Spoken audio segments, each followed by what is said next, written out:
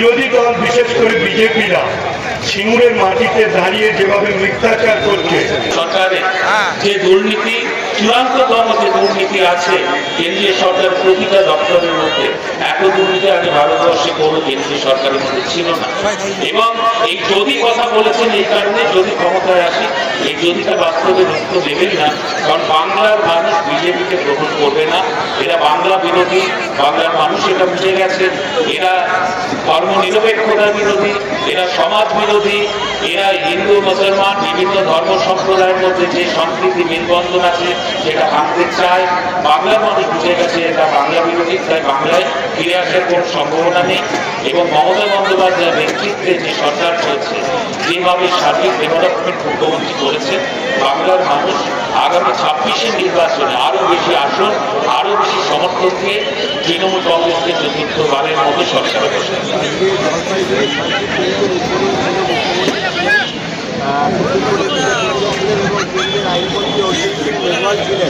সেখানে সবাইকে উত্তরীয় করার মুখ্যমন্ত্রী কেন্দ্রীয় আইনমন্ত্রীকে তিনি উত্তরীয় করাননি। এখানে বিজেপি যেটা বলছে যে বাংলার এই সংস্কৃতি ছিল না। মুখ্যমন্ত্রী হিসেবে আমি বলতে পারবো না, কি মঞ্চে কি হয়েছে সেটা আমি বলতে পারবো না, কিন্তু বাংলার যে সংস্কৃতি, যে সংস্কৃতি ভারতবর্ষকে একসময় পথ দেখিয়েছিল, যে সংস্কৃতি রবীন্দ্রনাথ, নজরুল, বিবেকানন্দ, নেতাজির যে সংস্কৃতি, সেটা আজকেও বাংলার লোকে বয়ে নিয়ে চলেছেন মাননীয় মুখ্যমন্ত্রী মমতা বন্দ্যোপাধ্যায়। তাই বাংলার সংস্কৃতি অটুট আছে, বাংলার সংস্কৃতি আমাদের শিখতে হবে।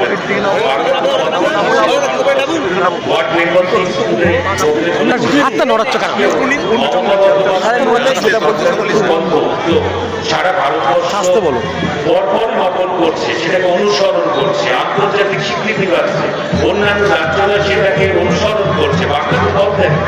বেলডাঙ্গাতে আবার নতুন করে আজকে গন্ডগোল হয়েছে, 30 জনকে অ্যারেস্ট করেছে পুলিশ এবং ট্রেন চলাচল এখনো বন্ধ রয়েছে। এটা পুলিশ প্রশাসন আছে, ওটা দেখছে যে আনরেস্ট তৈরি করার, এই যে আনরেস্ট তৈরি করার একটা চক্রান্ত বিজেপি ক্রমাগত করে চলেছে। তারা বাংলায় চায় শান্তি, যে আইন শৃঙ্খলা যেভাবে ভালো আছে, যে শান্তি আছে সেটা বিঘ্নিত করতে বিজেপি চায়।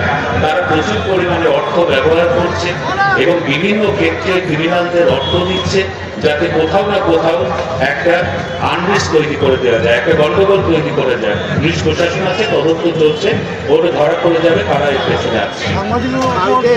সিঙ্গুরে প্রধানমন্ত্রী আসছেন, ইতিমধ্যেই বিজেপির পক্ষ থেকে প্রচার করা হচ্ছে যে সিঙ্গুরের ওই জমিতেই নাকি শিল্প গড়ে উঠবে। বিজেপি তো কত মিথ্যে প্রতিশ্রুতি ভোটের আগে দেয়, ওর কোনো মূল্য নেই। কিন্তু প্রধানমন্ত্রী এসে আগে বলুক যে এই বাংলা থেকে যে যারা পরিযায়ী শ্রমিক হিসেবে বিজেপি শাসিত রাজ্যে যাচ্ছে, এই আমাদের গোপালনগরের শেখ সালাউদ্দিন বলে একটি ছেলে উত্তরপ্রদেশে সোনার জমি কাজ করতে গিয়েছিল, তাকে কুপিয়ে খুন করা হয়েছে। এবং জানেন অসিত সরকার এবং গৌতম ধর্ম দিনাজপুরে তারা মহারাষ্ট্রে গিয়েছিল, 7 মাস তাদের জেলে আটকে রাখা হয়েছিল। এবং প্রতিদিনই প্রায় কোনো না কোনো বিজেপি শাসিত রাজ্যে এই বাংলা থেকে যে বাঙালিরা যাচ্ছে, তারা শুধু বাংলা থেকে যাচ্ছে, বাঙালি বলে, বাংলা ভাষায় কথা বলে তাদের উপর অত্যাচার করা হচ্ছে। এটা কেন করা হচ্ছে এটা নরেন্দ্র মোদীকে কালকে এসে কিন্তু বলে যেতে হবে।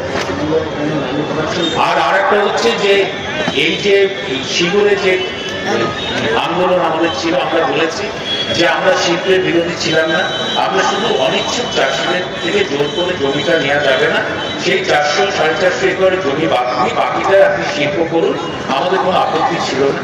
কিন্তু সেদিন তৎকালীন সিপিএম পার্টি চক্রান্ত করে টাটাকে পাঠিয়ে দিল গুজরাট, এবং যে ন্যানো কারখানা এখানে করার প্রতিশ্রুতি ছিল, সেই ন্যানো কারখানা সামনে গিয়ে তারা অপমৃত্যু ঘটলো।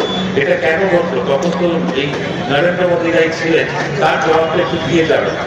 অর্থাৎ সেই মৃত্যুটা যদি সিঙ্গুরের মাটিতে হতো এবং এভাবেই ন্যানো কারখানা বন্ধ হতো, জমিটা কিন্তু ফেরত পেতেন না সিঙ্গুরের মানুষ, এটা মাথায় রাখতে হবে। আজকে একটা অকল্যাণ থেকে সিঙ্গুরের মানুষ বেঁচে গিয়েছিল সেদিন মমতা বন্দ্যোপাধ্যায়ের আন্দোলনের জন্য, সেটা কিন্তু জলের মতো পরিষ্কার আমাদের কাছে।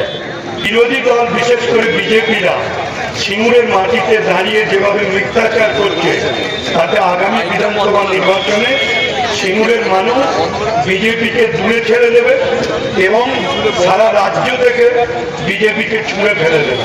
কেন বাংলার মানুষ, সিঙ্গুরের মানুষ মিথ্যা পছন্দ করে না। কারণ নরেন্দ্র মোদী আসছেন, তাকে বেশ কিছু জবাব মানুষের কাছে দিতে হবে। 2 কোটি বেকারের চাকরি কোথায় গেল? 100 দিনের কাজের টাকা বন্ধ কেন? গরিব মানুষের বাড়ি তৈরির টাকা বন্ধ কেন? রাস্তা তৈরির টাকা কেন বন্ধ? কেন গুজরাটে সানন্দায় সেখানে ন্যানো কেন বন্ধ হলো? এটা জবাব দিতে হবে। জল জীবন প্রকল্পে পিএইচির উন্নয়নের টাকা কেন বন্ধ? এটা নরেন্দ্র মোদী নিশ্চিতভাবে জবাব দেবেন। আর তিনি মিথ্যাচার করলে জেনে রাখবেন, তিনি যখনই যান মিথ্যাচার করেন। আমাদেরও সিঙ্গুরের মানুষ অ্যাডভান্স, তারাও বুঝে গেছে যে সিঙ্গুরের মঞ্চ বেঁধে একটা মিথ্যা জুমেলা তৈরি আসল ওই জমিতে করেছে। যে বিজেপি দাবি করছে যে আবার নাকি পরিবর্তনই সিঙ্গুর মাটি থেকে হবে, কি বলবেন দাদা?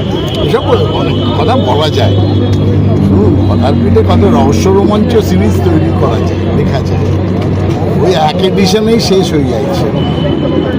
এই কথার কোনো উত্তর হয় না। আজকে মমতা বন্দ্যোপাধ্যায় যেটা পারেন সেইটা কে করবে? বিজেপির কে করবে?